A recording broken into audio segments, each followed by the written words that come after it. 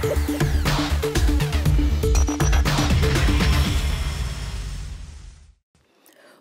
everyone, welcome to this edition of Business Africa, a show that entails the economic news of the African continent. I am Amel Nga.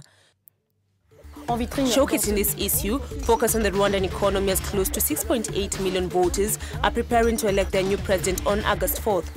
The Democratic Republic of Congo minimizes the recent withdrawal of the World Bank from the Inga Dam project and relies on other partners. Finally, we will see the current difficulties of Nakumatt supermarkets in East Africa, mainly in Nairobi, Kenya. Rwanda is heading to the polls to elect a new president. Almost 6.8 million voters are expected to head to the ballot box to choose who out of the three candidates, including incumbent Paul Kagame, will preside over the destiny of this East African nation. Rwanda is now seen as a real economic success, with growth of about 7% over the past decade. Understand the growing economic situation of this country in this narrative done by Claire Muthinji and Evari. As Rwanda approaches presidential elections on the 4th of August, its economic progress has come to the fore. The landlocked East African country, home to about 12 million people, has been a key player in political stability, economic growth and development in the region. Rwanda has managed to grow the economy at an average rate of 7% in the last decade, one of the fastest in Africa. According to the World Bank, Rwanda is the second easiest African country in which to do business. Rwanda's government has invested massively in infrastructure projects, ranging from boosting its national airline Rwandair, the ongoing construction of a new $800 million international airport, increasing its renewable energy footprint, growing its tourism sector, and rolling out about 4,500 kilometers of fiber optic cable. The government sees these projects as crucial for its economic blueprint of achieving high income status by the year 2050. All this attributed to President Paul Kagame's leadership. The 59-year-old has been president since the year 2000, but effectively in control since his last rebel force marched into Kigali in 1994 to end 100 days of genocide in which more than 800,000 ethnic Tutsis and moderate Hutus were killed. He is widely admired for restoring stability in Rwanda and presiding over the rapid economic growth and creating a relatively corruption-free government. Despite being poor in resources, Rwanda is a rising star in Africa for donors and investors, and Kagame has been feted as a visionary leader. However, Kagame has been accused by critics of being authoritarian and trampling on political freedoms.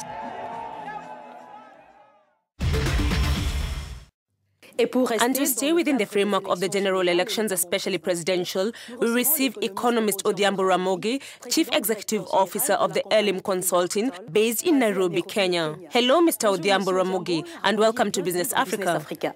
Hello.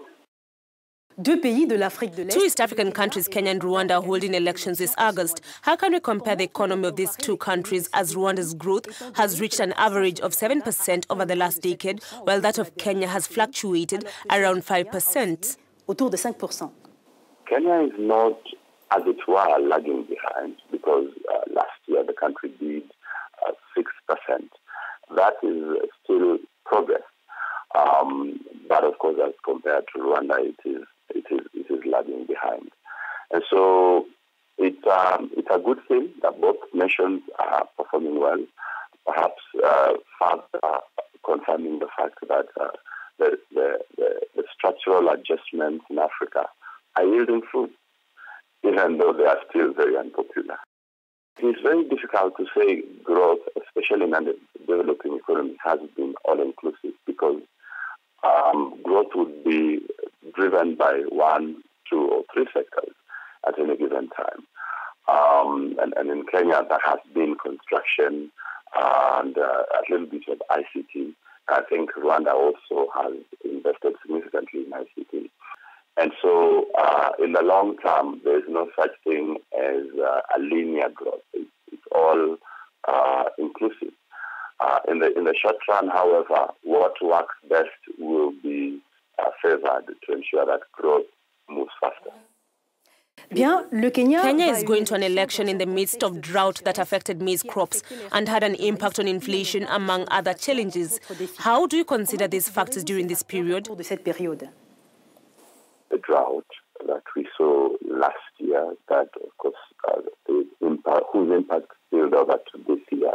This drove inflation upward and it made it a bit difficult for the central bank to rein in. But after the decision by the government to import some maize so that it can lower the price of maize in the country, that has since stabilized the inflation rate. We are looking at around 10-11%. So now, beyond that, in terms of the election, there was a law that was passed that, so to speak, regulates the amount of money that candidates use in the election. Beyond the election, how do you perceive the economic growth of Kenya? We are quite hopeful. Beyond now, I think the key factors will be oil exploration, how that plays out, and to the regional integration and the infrastructure development that is supposed to link the several countries in the region. That is a significant agenda going forward. Yes, this year might not be 6%. It might probably fall to something 5.5 or maybe a bit lower. But as from next year, we should be able to go back to 6. Thank you, Odhiambo Ramogi, for the analysis. Ramogi is an economist and chief executive officer of Elim Consulting, based in Nairobi, Kenya. Following the withdrawal of the World Bank from the construction project of the Inga Third Dam in the west of the Democratic Republic of Congo, the country turned to other partners, including the African Union and the African Development Bank. Jean-David Mihamle and Jeremy Fesayo have more. The future of a gigantic construction project at the Inga Dam 3 in the DR Congo had generated a lot of questions after the withdrawal of the World Bank. But the Congolese authorities, who have regretted the departure, reassured the result of the initiative. Je serai un peu brutal avec vous, il n'y a vraiment pas d'impact. I will be a little brutal with you. The withdrawal of the World Bank really has no impact. The assistance of the World Bank was intended merely for complementary studies. When we say complementary, it means that there was already a study. Therefore, some of the studies were not necessary, but others which have been necessary will be taken in charge by the AFDB, including environmental and social studies. Sur les impacts environnementaux et sociaux. Kinshasa has asked the two concessionaires, Spain and China, to pool their resources to build a dam. The African Development Bank and the African Union, after the departure of the World Bank, have shown their interest for the project. Sur le lot des études qui ont été engagées par le projet. We have already looked at the studies which have been incurred by the project. 8 studies carried out.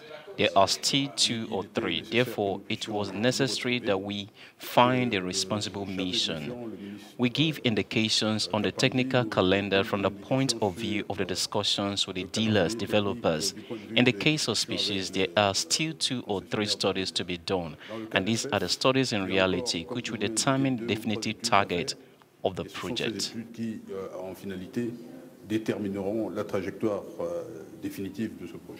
The estimated cost of Inga 3 is put at $13 billion.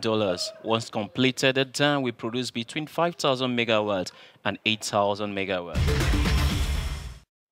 For several weeks now, Nakumatt Supermarkets, which is very well known in East Africa, is facing increasing competition from new suppliers. We talk about it after the break.